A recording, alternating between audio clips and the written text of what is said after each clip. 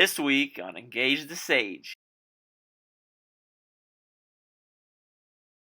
Hi everyone, I'm Don Saucier. Welcome to this week's episode of Engage the Sage. This week we're going to talk about how you can build community even when you're teaching your class in a high flex modality.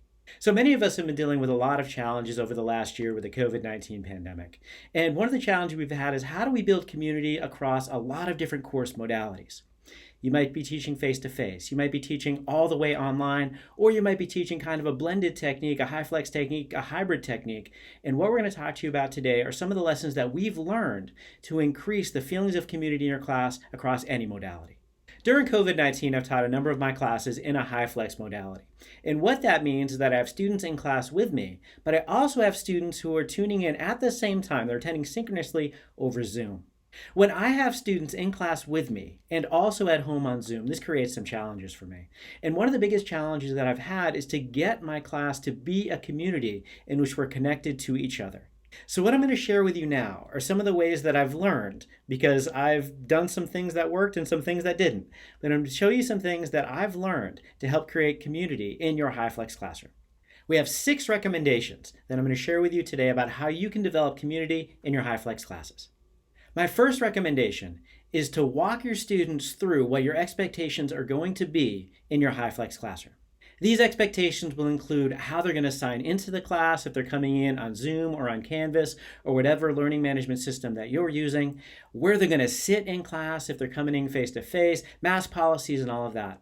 But what you want to do right away is to let people know what the expectations are for attending your class. One expectation you're going to make sure that you set very clearly is how you expect your students to attend your class and to interact with you over Zoom. Previously, we've released a video on the empathetic Zoom approach, where we set up some of the expectations that I have for how I would like my class to attend over Zoom. So I highly recommend you check that out. So whatever your policy is about whether your students' cameras should be on or off, what your expectations are, those should be clear to your students. Our second recommendation for help your students to be part of a community in your high flex classroom is to have your students who attend in class sign into a device to be able to engage on Zoom with all of the students in the class, whether they're in person or at home. This will allow your students to see each other when you're engaged in that gallery view, that Brady Bunch view. It'll also allow them to interact with each other over the chat. My third recommendation for building community in your high flex class is to allow in-class banter. One of my favorite parts of teaching is to be able to connect with my students about things that don't really have much to do with the content. This might happen at the beginning of class, this might happen during class, this might happen at the end of class, but allowing and creating space for that banter is something that I highly recommend. The fourth recommendation that I make for building community in your high flex class is to have your students who have now signed into the event, whether or not they're in person or online, to be able to use that chat function to have conversations with each other. Now, one of the things about me is I would rather have some structure to that conversation. I might want to have some prompts for that conversation. And one of the things that I love is using the pandemic nicknames as an exercise. So what I'll have students do is I'll have them tell me their first name being the emotion they're most predominantly feeling right now, and their last name being the last food that they ate. Another technique that I use in the chat that I really like is something called the waterfall technique. And what this means is that I'm going to give a prompt. I'm going to ask my students a question. I'm going to have everybody write their answer into the chat, but not hit return or enter until I say go.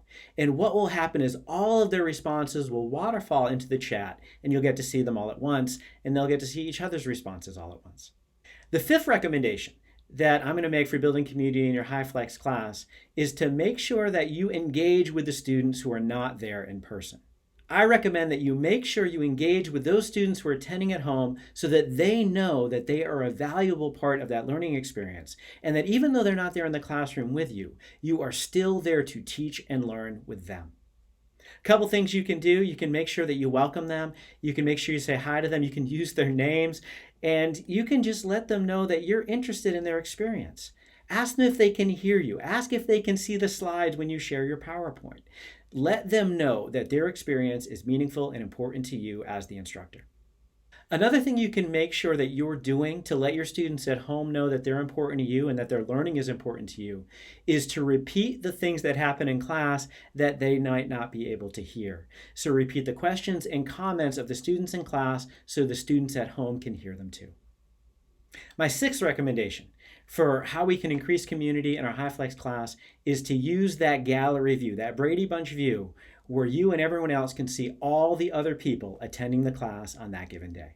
I love to see my students' faces. I love that video to be on. I love to be able to associate a face with the comments that they're making. And I think this is one way that I can connect with them and they can connect with each other. I love starting my class in that gallery view and that Brady Bunch view, where before I get into content, before I maybe share a PowerPoint slideshow or something like that, where we have that opportunity to see and connect with each other. And I highly recommend you start your classes by doing that. So there you have 6 recommendations for how you can increase community in your HighFlex classrooms.